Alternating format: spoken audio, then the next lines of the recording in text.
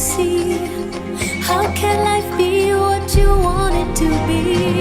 You're frozen when your heart's not open.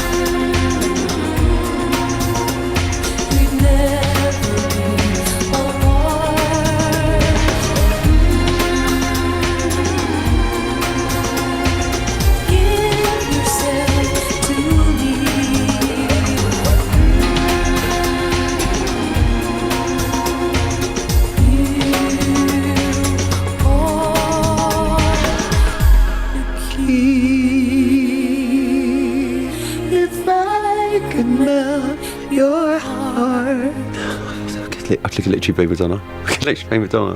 What a beautiful track. Couch Potatoes and Mummy Linda coming up very shortly. But before all of that, this is Radio 2 on the BBC Sounds app, on your smart speaker and on 88 to 91 FM.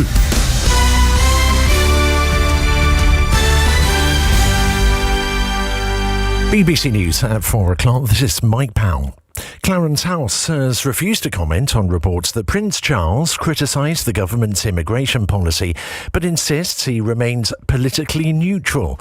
The Times claims that the Prince of Wales privately described plans to send asylum seekers to Rwanda as appalling.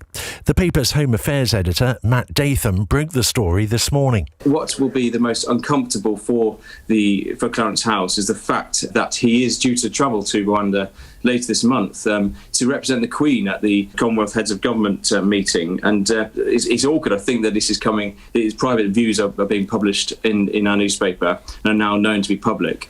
The President of the European Commission, Ursula von der Leyen, has met President Zelensky in Kyiv to discuss Ukraine's application to join the EU. Speaking at a joint news conference, she said Ukraine still needed to implement reforms to tackle corruption.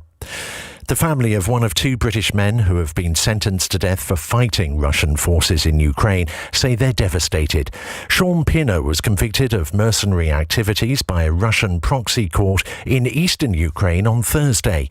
Mr. Pinner's family said he should be accorded all the rights of a prisoner of war, according to the Geneva Conventions.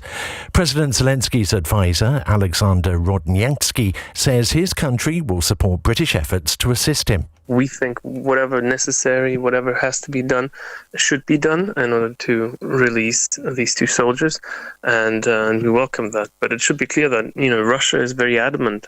For them, it's a question of principle. They're very adamant about potentially executing these two soldiers and setting an example and sending a warning signal to potential fighters. Record petrol prices have been blamed for a 39% rise in fuel thefts from forecourts since January.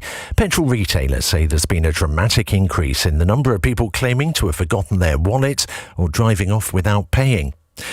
Campaigners have branded a leaked draft of the government's food strategy for England half-baked and flatter than a pancake. The document published by the Guardian newspaper suggests there won't be a new tax on sugar and salt, which was recommended by an independent review. The head of food policy at the Soil Association, Rob Percival, says the government needs to do more. We need the government to be proposing changes to public procurement policy to support more sustainable dietary patterns in schools and hospitals. We need them to be introducing this salt and sugar tax to change the way that products are manufactured and how they're sold. And we need an overarching ambition that we we get to this sustainable diet within this decade, because the clock is ticking and time is running out. The managers of a pub, part owned by the England cricketer Stuart Broad, say they're heartbroken after it was severely damaged by a fire. The Tap and Run in Nottinghamshire remains closed after its roof and first floor were destroyed. BBC News, it's 3 minutes past 4. Thanks, Mike.